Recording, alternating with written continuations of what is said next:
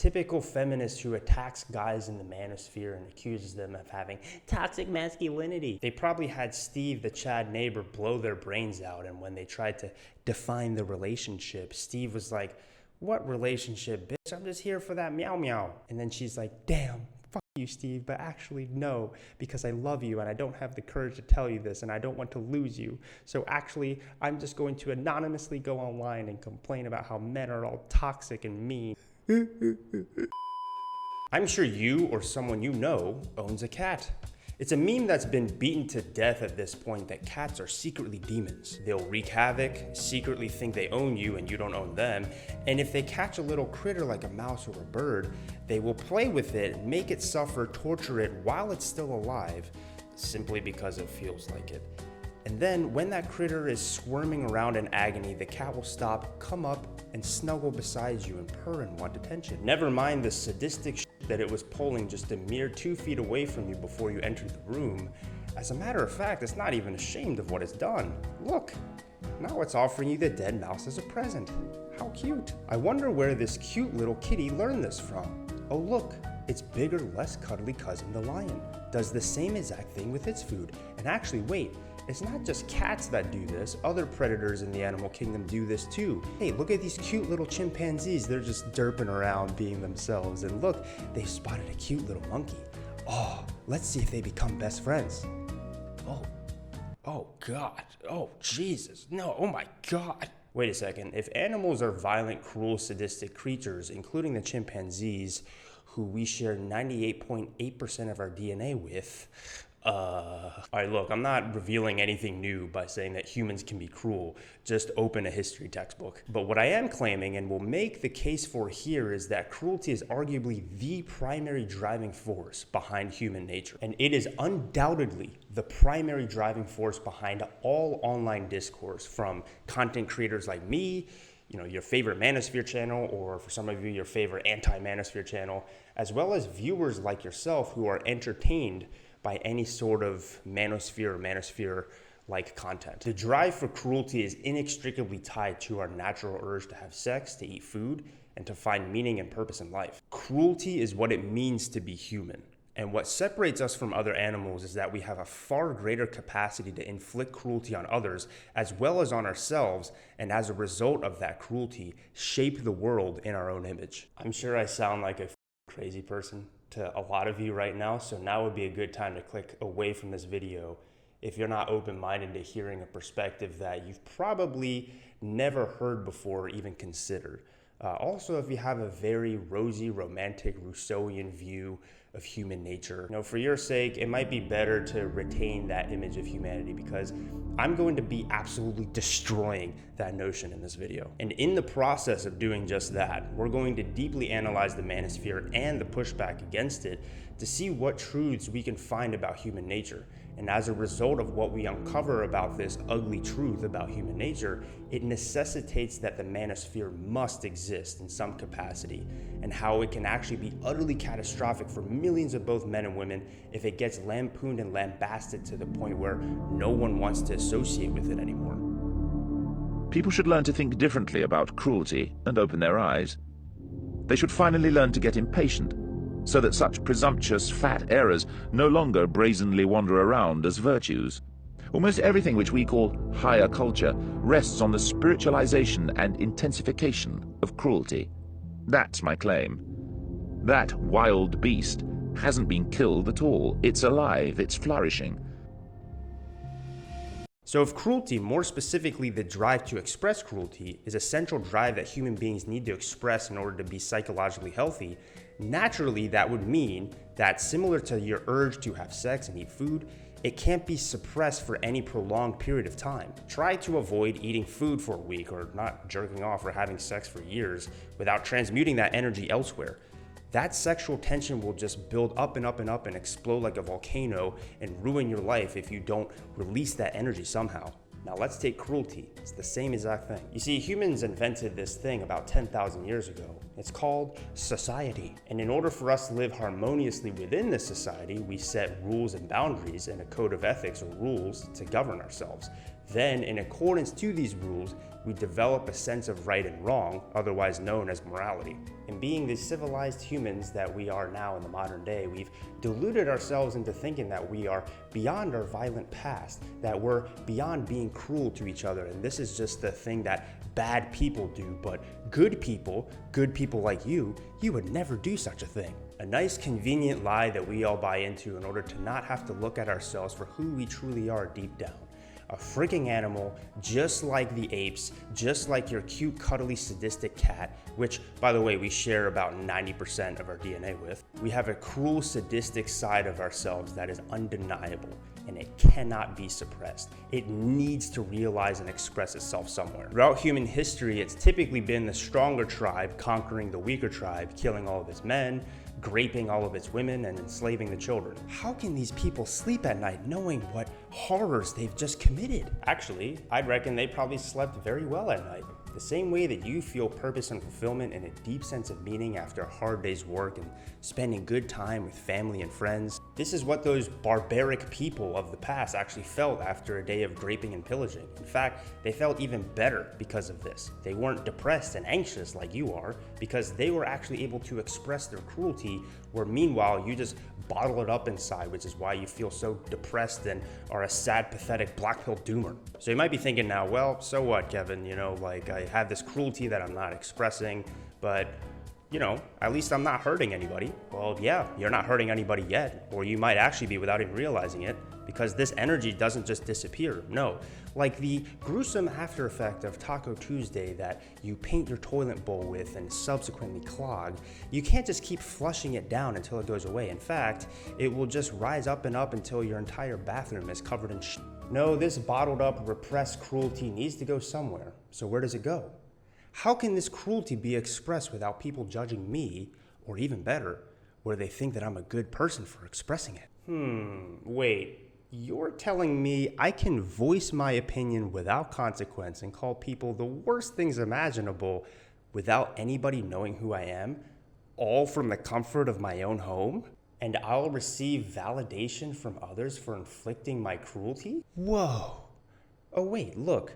What is that little decrepit creature being all crazy and shouting nonsense in the corner? The gynocentric social order. Women cheat, men have sex. Feminism is the source of all of the world's problems.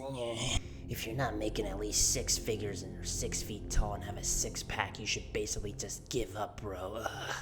Ugh, I hate that kid. What's wrong with him? Ew. Incel. Huh.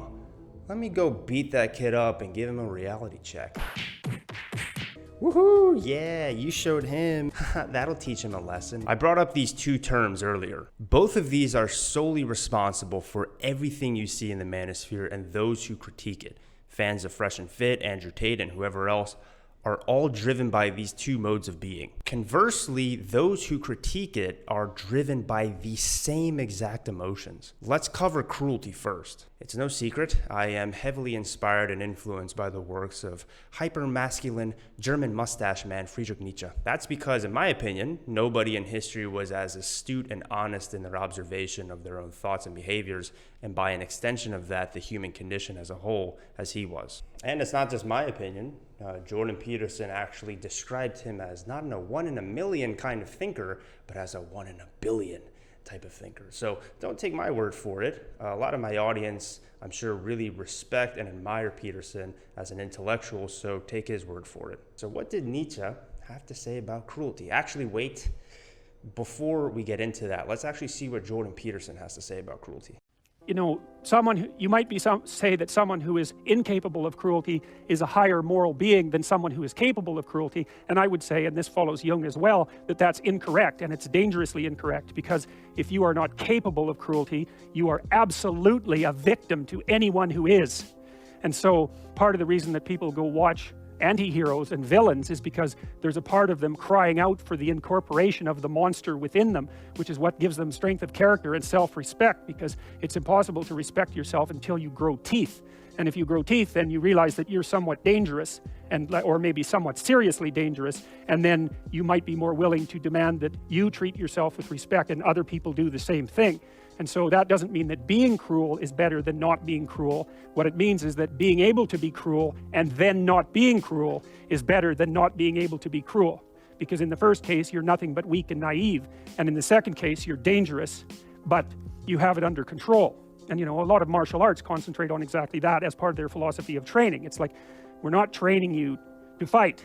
We're training you to be peaceful and awake and avoid fights. But if you happen to have to get in one, and I guess the philosophy also is that if you're competent at fighting, that actually decreases the probability that you're going to have to fight, because when someone pushes you, you'll be able to respond with confidence, and with any luck, and this is certainly the case with bullies, with any luck, a reasonable show of confidence, which is very much equivalent to a show of dominance, is going to be enough to make the bully back off. And so the strength that you develop in your monstrousness is actually the best guarantee of peace. And that's partly why Jung believed that it was necessary for people to integrate their shadow. And he said that was a terrible thing for people to attempt, because the human shadow, which is all those things about yourself that you don't want to realize, reaches all the way to hell. And what he meant by that was, it's through an analysis of your own shadow that you can come to understand why other people are capable, and you as well, of the sorts of terrible atrocities that characterized, let's say, the 20th century. And without that understanding, there's no possibility of bringing it under control. When you study Nazi Germany, for example, or you study the Soviet Union, particularly under Stalin, and you're asking yourself, well, what are these perpetrators like? Forget about the victims, let's talk about the perpetrators. The answer is, they're just like you. And if you don't know that, that just means that you don't know anything about people, including yourself. And then it also means that you have to discover why they're just like you. And believe me, that's no picnic. So that's enough to traumatize people, and that's partly why they don't do it. And it's also partly why the path to enlightenment and wisdom is seldom trod upon, because if it was all a matter of following your bliss and doing what made you happy, then everyone in the world would be a paragon of wisdom. But it's not that at all. It's a matter of facing the thing you least want to face. I just want to map out the meaning. The order in chaos. Okay, so Peterson made a lot of good points there, but there's one thing I fundamentally disagree with him on, and it's actually pretty major. He talks about how you need to have the capacity for cruelty and choose not to use it. This statement is half true. You need to have the capacity for cruelty, sure, but that cruelty must be expressed somewhere, especially if you're a man. This is where Nietzsche comes in. Nietzsche believed that cruelty, more specifically the drive to affirm oneself through the domination of an other, is inextricably tied to the human condition. Watching suffering makes people feel good. Making someone suffer makes them feel even better. That is a harsh principle, but an old, powerful, and human, all too human major principle, which, by the way, even the apes might agree with. For people say that in thinking of bizarre cruelties, the apes already anticipated a great many human actions and, as it were, act them out. Without cruelty, there is no celebration. That's what the oldest and longest era of human history teaches us. And, with punishment too, there is so much celebration. In order to express ourselves, in order to fully realize and become who we are meant to become, in more contemporary self-help terms, become the best version of ourselves, we need to practice cruelty. It's actually not even a choice. I think it's important to point out here that Nietzsche didn't believe in free will. So whether you consciously inflict cruelty on others or not, this will happen unconsciously just by the mere fact that you're human, regardless of whether you're aware of it or not. For Nietzsche, life is all about growth and expression, or as he likes to call it, the will to power. The will to power doesn't just relate to humans, it also underlies everything within nature. So for example, if we were to take just one being, let's say a daisy, the daisy will unconsciously try to spread itself outward into infinity. It will not stop. It is within its nature to simply just expand and realize itself. But in that expansion, inevitably, it's going to run into other things which also want to express themselves and spread themselves out, just like the daisy does, such as grass. grass wants to expand itself outward and keep growing everywhere, but then the daisies come in and try to ruin the party by also simply trying to spread themselves around. A battle then ensues. Grass versus daisies for plant supremacy. The daisies seem to have the upper hand when suddenly, oh snap, it looks like the cavalry has arrived. Yay, the boomer's here. Yay, he's here. Go Boomer, he's here to save us. The boomer, let's just call him George, driven by his will to have a nice yard to show his neighbor Steve, who George's wife said she thought was handsome one time, comes in to save the day and destroys all the daisies, assisting the army of grass to be triumphant. Then the grass army proceeds to grape all of the female daisies and chop the heads off the male daisies and offer them as a blood sacrifice to their newly crowned boomer demigod. Look, Nietzsche believed that our reality was driven by, again, what I mentioned earlier, the will to power, which is all of these individual wills constantly expanding and expressing themselves instinctually and independently, but then inevitably coming into contact with other wills that are doing the same thing. When this happens, the stronger will dominates the other will, and the weaker will either submits or is destroyed. This can happen at as small as the molecular level to literal giant black holes colliding and swallowing other black holes, and everything in the middle, such as a family of daisies trying to spread themselves out into a nice, happy family, but the Grass clan getting in the way of that happening and destroying the Daisy family with the help of George the Boomer. Speaking of George the Boomer, he also has a certain will that he wants to express in order to affirm himself. In this case, he feels threatened by his Chad neighbor Steve due to his wife's comments about his immaculate, positive canthal tilt and his impeccable, nearly perfect 90-degree jaw angle. And so he inflicts cruelty on Steve by making sure that his lawn is way nicer than Steve's lawn. That'll show him. Meanwhile, Steve does not give an F and is only thinking about railing George's wife later that night. But George doesn't know that. No, he feels nice and accomplished and proud after making his lawn picture perfect. He just absolutely bodied Steve, even if it was just in his imagination and Steve could care less. You see, this other that one must dominate in order to affirm itself, it doesn't necessarily have to be a real person. It can be an imagined cruelty, but a cruelty needed to express itself nonetheless. So let's observe George's Chad home-wrecking neighbor, Steve. Why does Steve have this insatiable desire to nail other guys' wives? In fact, she's not the only one in the neighborhood that he's been doing this with. You see, Steve wasn't always this way. He actually used to be a really, really good guy. Well, at least that's what his crush told him when he asked her to prom. Oh, I'm actually going with Chad, but you're so sweet, and I know that there's a girl that'll like you for you and go to the prom with you. This nerd just tried to ask out my girl. What a loser. Bro, I've banged like 10 girls already. Imagine what it's going to be like for me when I go next year to college. How many have you banged, Stevie, huh? None. Why would a girl like Stacy even take you remotely seriously if you got zero bodies, bro? You mean I need to hook up with a lot of girls to get a girl like her? Yeah, no shit, Sherlock. If you're not fucking bitches, you're probably just gay, which would explain a lot. That was a pretty traumatizing event for Steve. He laid it all out on the line, and not only did it backfire, he got publicly embarrassed for doing what he was always told was the right thing, to face fear head on and go for what you want. And then that all backfired so hard that he was then publicly shamed and embarrassed, which is the ultimate form of cruelty in the modern day, by a guy he couldn't do anything against. After this event, Steve got his shit together, hit the gym, got jacked, and became better with women. But he never forgot what happened that day with Chad and Stacy. In an attempt for imaginary revenge and a prolonged secret admiration for Chad, even after all these years, he now lives like Chad did when he was in high school, purposefully going after guys' wives so that his past self could show Chad that yes, he is in fact valid, he is in fact cool. I mean, look at all the bitches he's banging. Hell, he's actually banging even more than Chad did at this point. Take that, Chad. We as humans individually all have drives that desperately want to express themselves. We have a drive for hunger, which we satiate through food, and when food is scarce, people then fight over that food. We also have a desire to dominate and to spread our name and gloriously conquer new lands. You can either join our empire, or you can get destroyed by us by standing in our way. Choose. And we have a drive to procreate.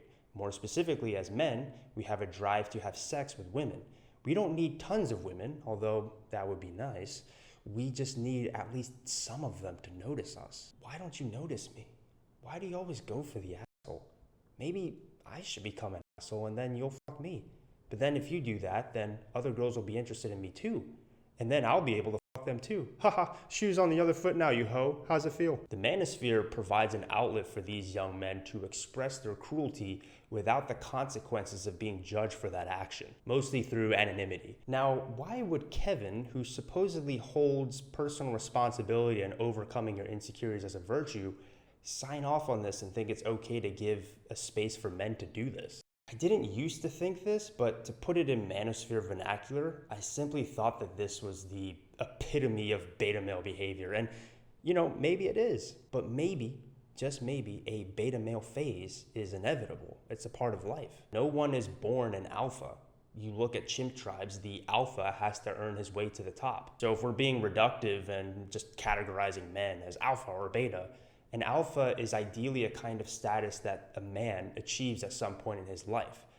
So doesn't that then necessitate that we all have to kind of go through a beta phase before we can become the type of man that we're meant to become? In other words, if a beta phase is inevitable and simply a stage of development that all of us men have to go through on the journey of self-discovery and self-improvement, going through the beta phase of wanting to be cruel to women is an inevitable stage of development for the vast majority of men. And perhaps the Manosphere serves that purpose for these guys. Perhaps this is a stage of development that we need to allow them to go through and find their way out of in order for them to become the men that they're destined to become. Now, some of you, I'm sure, are thinking like, oh, this is just some crazy unhinged theory and being cruel to women is completely unnecessary. Look, it isn't necessary if women have never had a tremendous amount of power over you and have been cruel to you.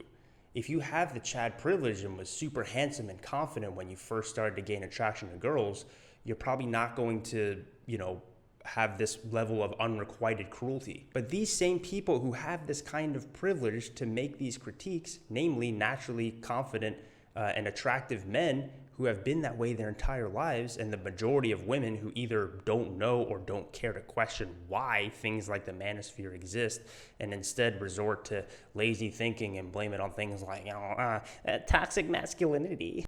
They're also the ones that live an imagined fantasy of cruelty toward these guys in the Manosphere as a result of them not being able to express power within their own lives. A typical feminist who attacks guys in the Manosphere and accuses them of having toxic masculinity. Like, you think that they really are living like these perfect lives to be preaching from their soapboxes from? They probably had Steve, the Chad neighbor, blow their brains out, and when they tried to define the relationship, Steve was like, "What relationship, bitch? I'm just here for that meow meow." And then she's like, "Damn, fuck you, Steve, but actually no, because I love you and I don't have the courage to tell you this and I don't want to lose you. So actually, I'm just going to anonymously go online and complain about how men are all toxic and mean. As a matter of fact, look at this idiot. Wow, toxic masculinity at its finest. Be better, boy. What are you, like 12? Wow, teaching young men to be toxic and make the world a worse place to live in, and making more men like Steve who don't love me back, even though he has to know that deep down we belong together."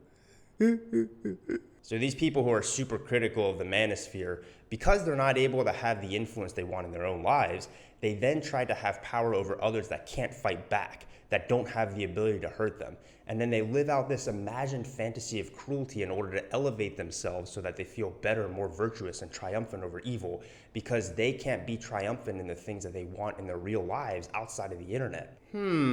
Sounds kind of familiar.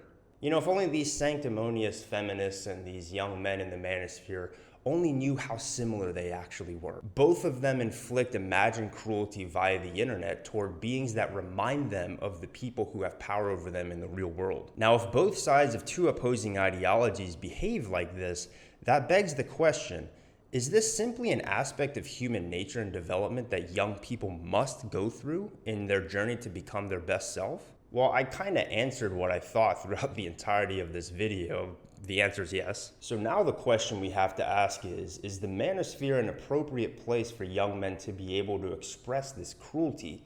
Can there be something better, a healthier alternative maybe? The answer to that is a little more complicated, and this is where my critique of creators, including myself, who bash the Manosphere come in. We're guilty of inflicting cruelty as well, but in addition to that, we're also guilty of one extremely nefarious emotion that is arguably the root of all human suffering and evil that has ever existed in this world.